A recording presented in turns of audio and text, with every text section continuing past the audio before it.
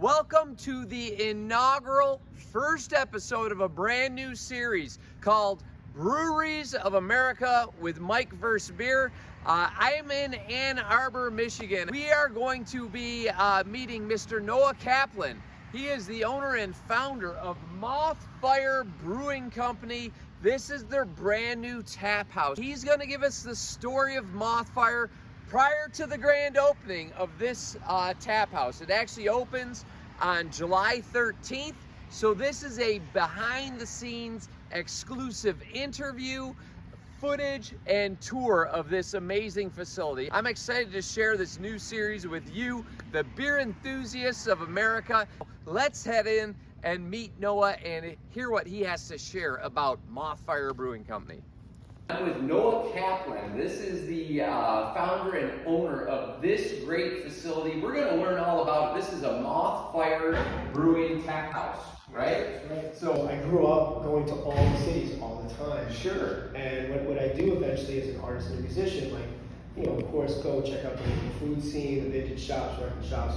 But then also, when breweries started popping up, I realized kind of the heart of the regional culture. Mm-hmm. You could always find it right in the breweries. Totally. Yeah, so then I would travel the whole country through that lens. Right. And that's where I realized, wow, that's where I got completely opened up to new styles of beer, new kinds of art, new musicians, and you could always ask people at the brewery where to go, and they will always tell you the right spots. Sure. So it's always made my traveling way better. The beer that actually completely opened up me to a whole new language about beer was really going to Maine, Portland, Maine. Mm-hmm. My friends told me about this little spot called Bissell Brothers. Right.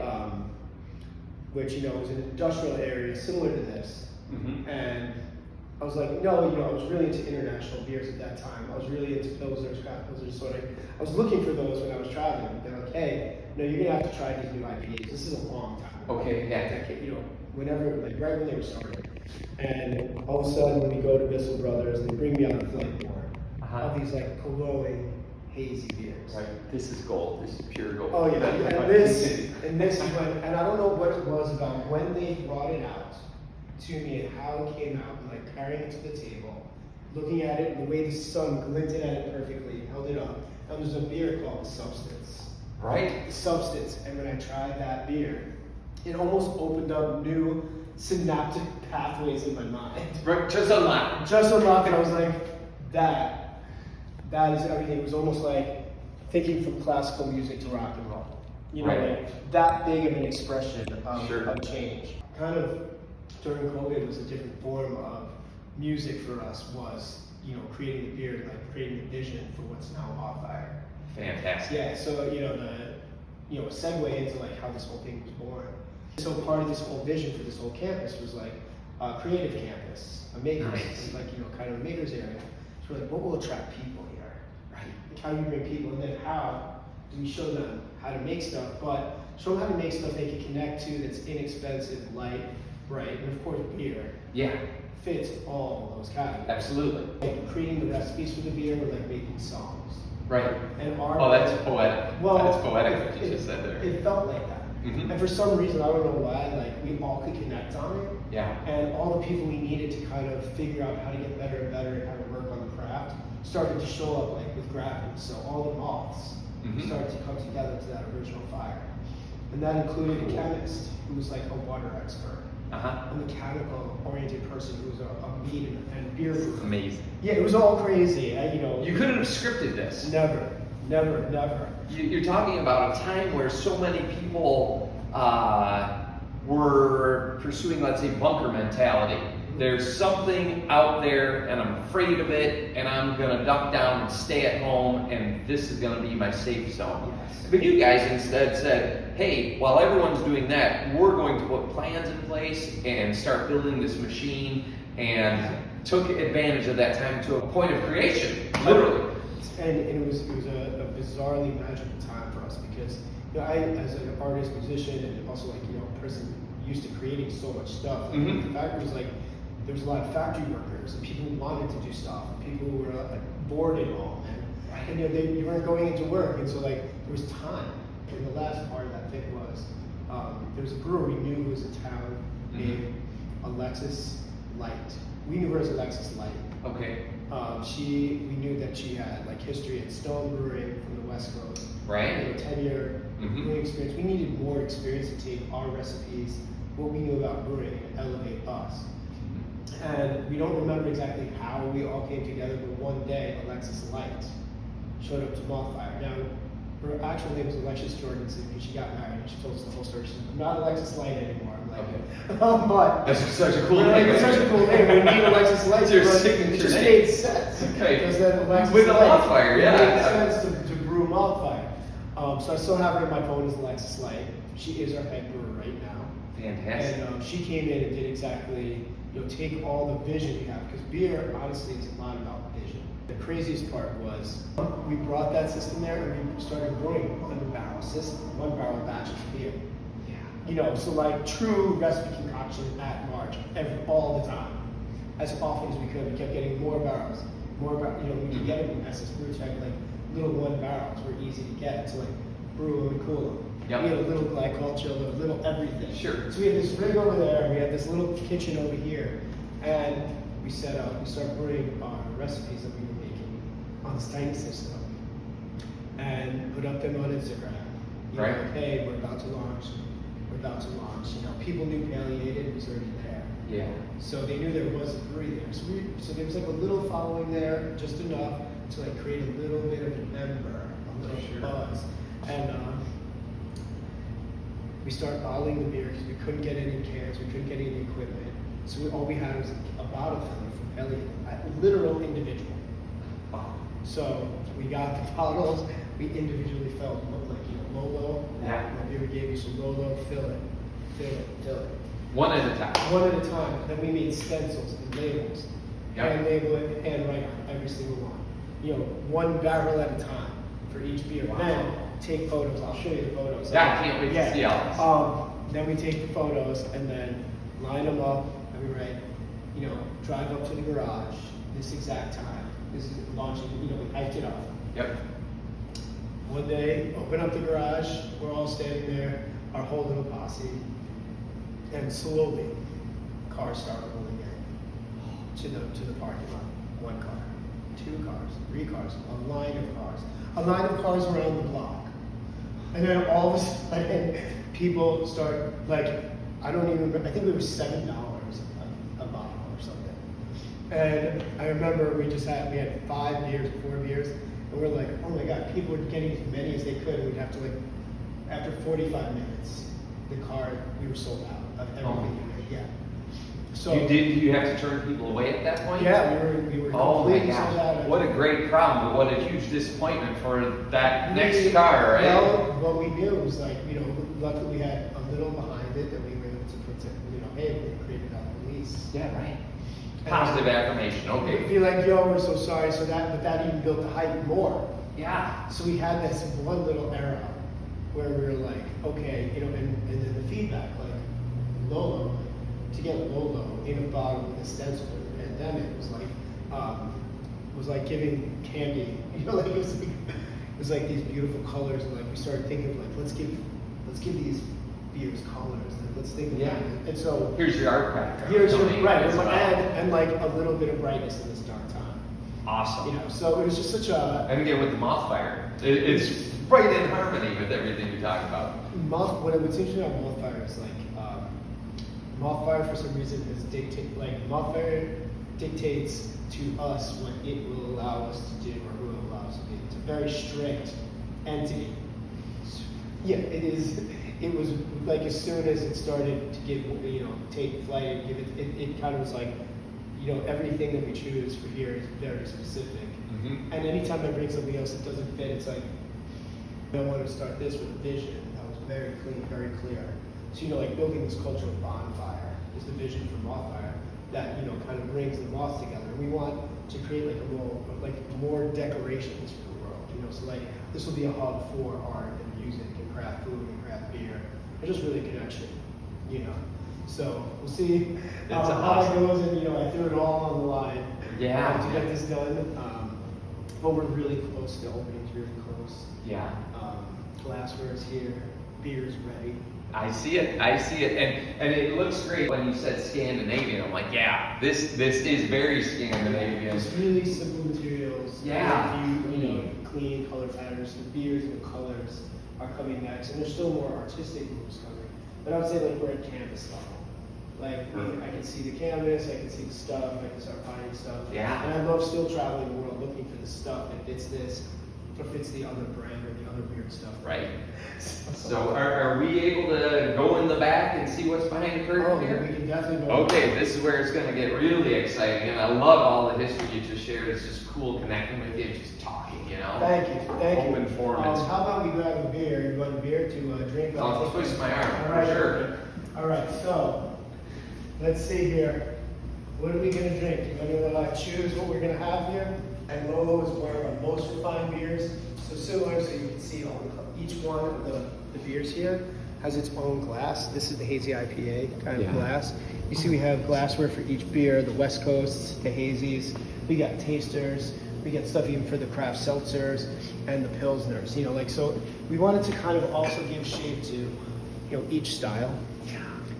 So like a pilsner really feels like a pilsner.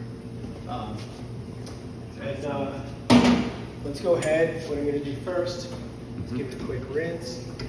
That attention to detail is fantastic. Thank you. Right off the bat, your presentation's Thank excellent. you. And I learned that in Europe.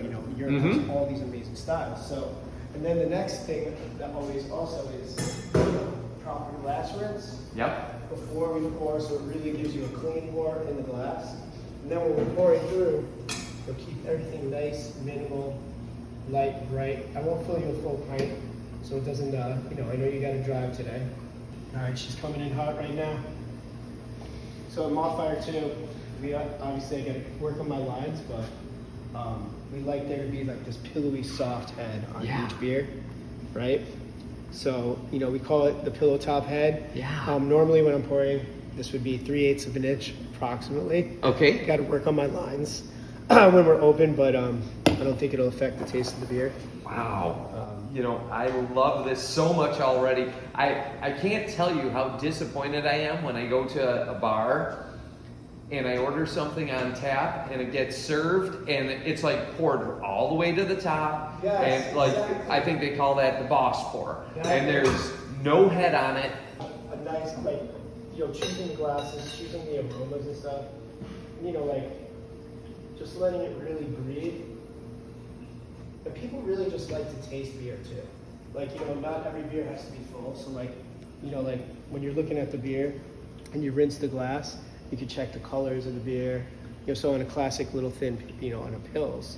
Mm-hmm. And this is German style Pils, but you want to really get in there. Yep, no doubt. Great. This is Cheers. Man. cheers. Salute and Prost. Prost. What style beer are you drinking there?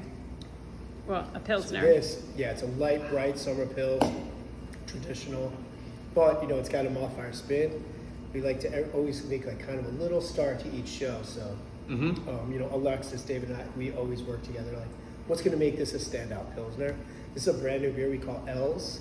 Okay. Which is based on Ellsworth, so we call it L's Pils. Yeah. And sometimes on the first brew, you learn a lot. And so another thing about Mothfire is we are always refining our beers. Mm-hmm. Always. We want to find these little refinements that can come from the temperature, from the grains, from the hops. There's so much art in this, it's almost hard to describe. Sure. So I got to share with you. So, son of German immigrants, I would grow up every third summer in Germany with family. That's just how we were raised. And when I came of age where we could drink beer, my uncle explained to me, we're southern Germany in a tiny town called Dieterskirch, which is like an hour out of Ulm, which is near Stuttgart, all of that. I like that he knows the real names here. Oh, well, it's my home. It's like where my ancestors come from. But my Uncle Kurt explained to me, Michael, and this is all in German, a good beer will hold its head for 7 minutes. That's right. 7 Minuten, he kept saying.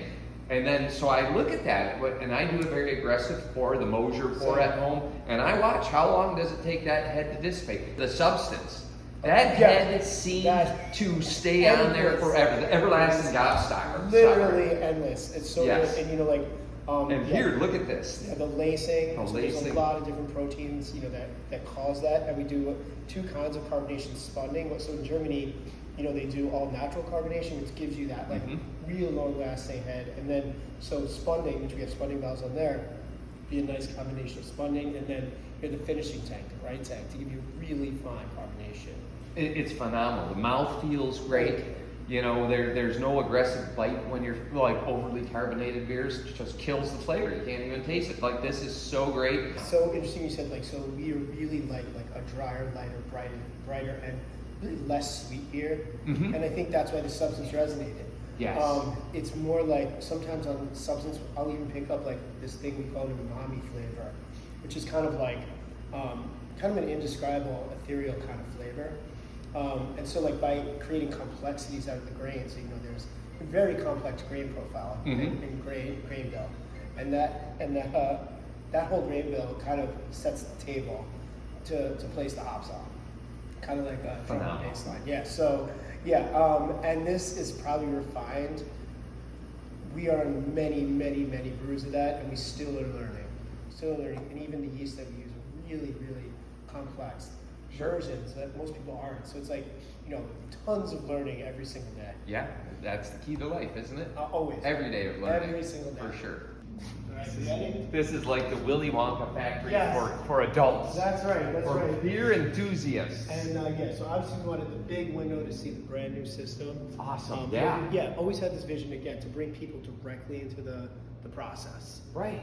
You know, and I plan on doing that here for Leon. We call it like kind of like manufacturing theater, like how is stuff made, right? Yeah. Let's go in. Don't put this behind a Right, in curtain, a garage. right? You don't need that. Let's show this off. So Wow. look at this. Everything about this. Clean, straight, new, fresh. And you know, most fun part about this is like starting this from like, you know, coming from the garage bar where we brewed for literally, we all worked in insanely dark conditions. There was not a window anywhere we had ever worked at all for literally 7 or 8 years. Sure. Not even a single window to see a single light. So for us to just have all this natural light, and when we started, you know, starting also this construction, also to kind of see the metamorphosis of the whole space Yep. was amazing because I love change. You know, so there was a big, weird Mansour roof on the outside. There was no windows here. There was a building that had been unchanged with all these weird offices here. So I have like, you know, there's videos of swinging hammers and taking down all the walls, which was like really amazing part. So like starting that journey from swinging that hammer on that first wall, Right. to seeing it now, you know, thousands of steps. Yeah. So let's not gloss over that. Yeah. What Noah just shared, this building here, there were no windows. Not a single. So the cost-effective way to start this new brewery was to leave it alone. Yeah. But like, no, this building's already constructed. Like to walls. knock building walls down, load-bearing walls, change them, and install windows. Yeah, and these windows go those from windows the you can- floor. yeah. They're like 8 feet high, and they go all the way down the floor. So when someone's in the beer garden outside, they can see this. Like, and the feeling that you get, again, like I was unaware when I walked in the door. Why does this look so bright when I look at just these little bit of lights? Because you have so much natural light pouring in here. Like, so right, the foundational first step, we're gonna change the building, get natural light in there. Like, I compliment you on that. Thank you. And I'm not stroking your ego. Most people would have said, you know what, we got a budget, and that's not part of it. That definitely was trying to the budget too. So like, yeah, the architects did understand that we wanted real transformation. We wanted people to see what we're doing in here from the street. Right. Yeah. This is awesome. Okay, so now that we've talked about the windows, let's Yeah. talk about the All brewing. right. So the brewing system. So I'm going to show you. We're going to take. I think the best place to start. I don't want to nerd out on the whole brewing process. I thought I'll just show you the highlights of what's cool. So first of all, this whole system was made from scratch. Alexis, myself, and David, we all sat together, and we wanted to make not only like a decision to choose the right system, to really match our kind of values, but we wanted to see who could make like the literal best equipment possible. So we found a company called Koenig. They manufacture in Canada, near British Columbia, and the engineer is an incredible engineer who designed this whole system. He designs enormous systems around the world, and you know, when we say design the systems, these tanks, you know, we watch these tanks being made from literal sheets of stainless steel. So these are made for you, for Mothfire. Yes, these are made for Mothfire, and very specific for the styles that we like to create, and for the problems we wanted to solve, and for the little innovations and quirks we wanted to like work on and make like important for our beers. Right. So there's better headroom in all these for our system. You know, so we decided to do a 3-vessel, 15-barrel system. Right. So this is the brew house right here. You see the Koenig label right there. Yep. So this is the Koenig. Yeah. In German, that would be Koenig. Koenig. That they have umlauts in German. Yes, dots. I think that's the right way. And that means king. So that is the king of brewing vessels. Okay, I'm very happy to learn this. See, that makes me so happy to think of not only that the hop symbol with the crown. Yeah, exactly. See, That's beer's what in my blood. It is. German ancestry. Of and as I course. drink more of these, it's more in my blood. Literally.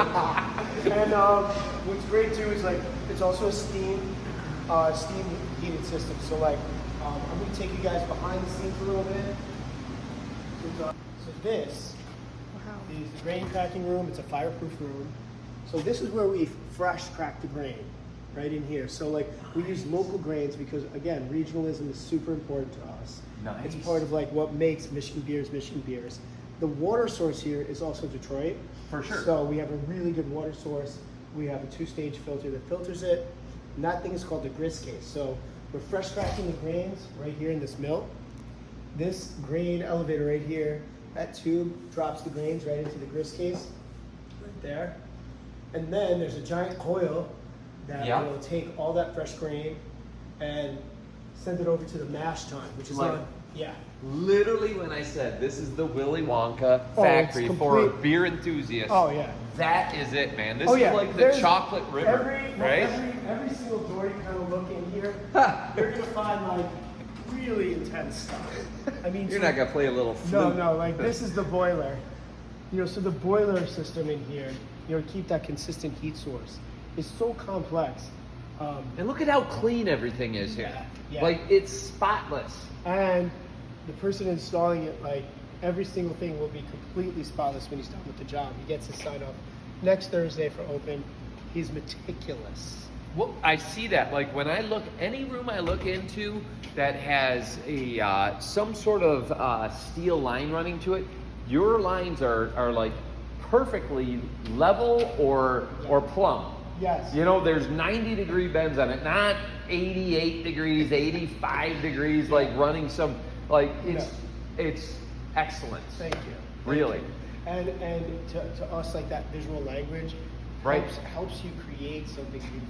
You know, like so when you're creating, like you know, like what it feels like around you, I think is just as important. You know, because we were in those completely harsh conditions. Yeah. What is this? Okay, I've never seen this contraption before. So in my this life. we'll get back to. So when we remember, I told you we first started doing all the brewing. We were literally doing it one bottle at a time.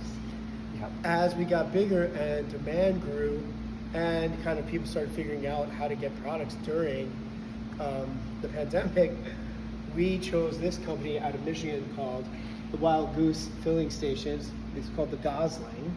Nice. This is a single can professional canning line. Right. Basically. Again, I mentioned Yeah. son of German immigrants. My Yep. dad comes, his hometown would be Cologne. Oh, Okay, where in German it's called Köln. Köln. And their crest, the Waffen of Köln, Oh, I've seen that. is a double eagle. Yes. It's a two-headed eagle with his legs like that, and he's kind of flexing. I've seen- See this here, and it's almost paying homage again to Germany. I don't know if it's just coincidence, but that is just so uncannily similar I to like it. that you said uncanny. So anyway, And here it is, the also- Kelm coat of arms. At You Cologne, decide. Of course, where they created all Kolsch. Kolsch, yeah. So like, and we definitely always have a Kolsch on draft. Yeah. I'll preface this by saying, like Alexis is our head brewer. She runs this entire factory, right? I gotta meet her one Yeah, day. she'd be a really good person to like talk to you, talk through all this stuff.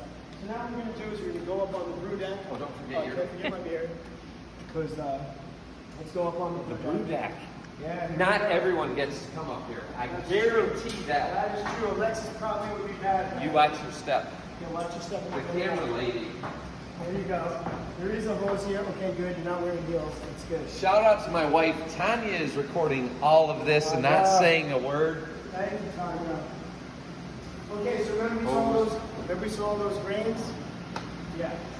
So here we go. All those grains get shot right through that tube, right into this thing, which is called a mash tun. This is the mash tun. And so if you look in there, it has these really beautiful mixers in there. The mash tun is really close to our hot liquor tank. So right here is where, this is all the water is heated, treated before it goes in. We make sure it has the right pH, the right temperature. It's 99% non-purified over there through a two-stage filter. So water, obviously, biggest ingredient in beer, super important. You can see all the automation.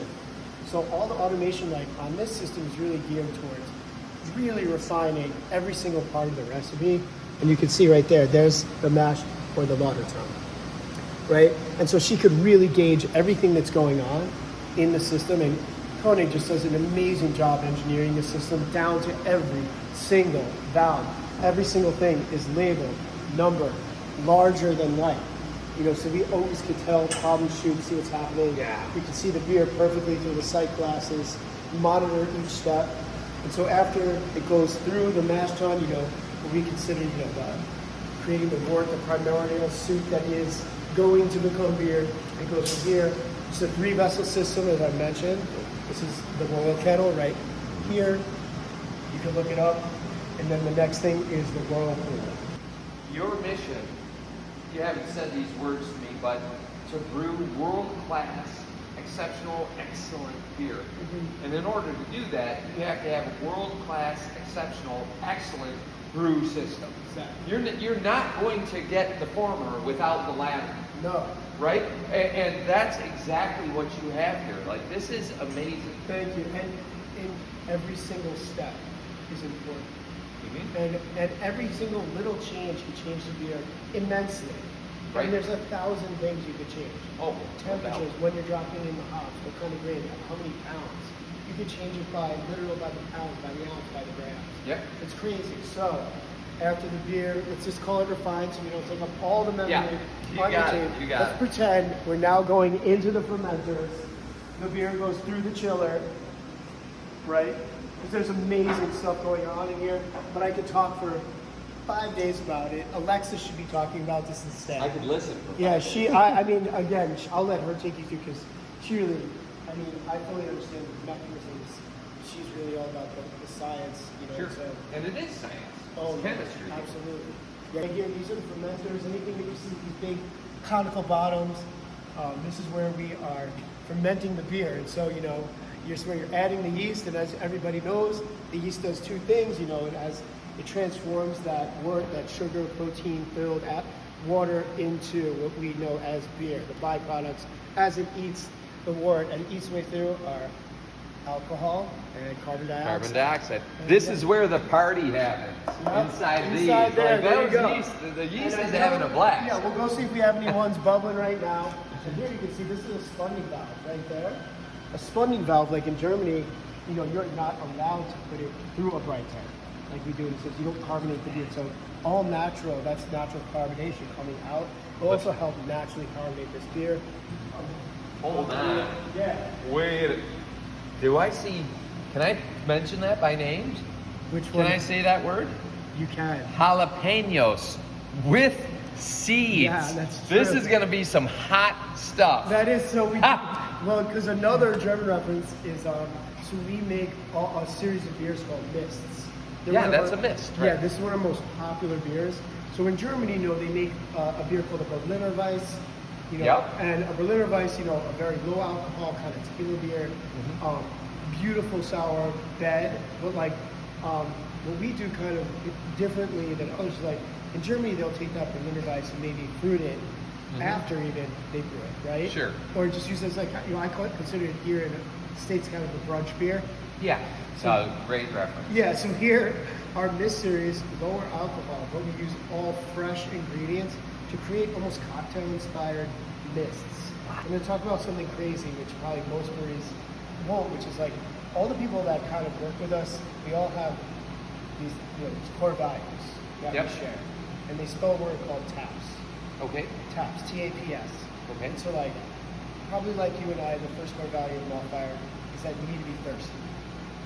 That's good. Yeah. Thirsty for beer, thirsty for knowledge, thirsty for the next thing, forever. That's great. Right? Yeah. You gotta have ambition, right? Because if you don't have ambition here, you gotta strive to always be better, right? What else can we learn? Yeah. Key, we got passion here. We all share this immense passion. For me, sure. David Becker, Alexis, everybody was a part of the whole peripheral. And then you got to be supportive of each other because a lot of stuff could go wrong with this enormous amount of things going on. Yeah. From here, from the cranes, the suppliers, the vendors, the CO2, all the types. It's a ton of stuff going on in this little factory. But anyway, couldn't have had more fun showing you the whole system. There's lots more here to show you, but I don't want to take up your entire show. I think this is a great inaugural episode of the Breweries of America with mikevsbeer. We got Noah Kaplan, Mothfire Brewing.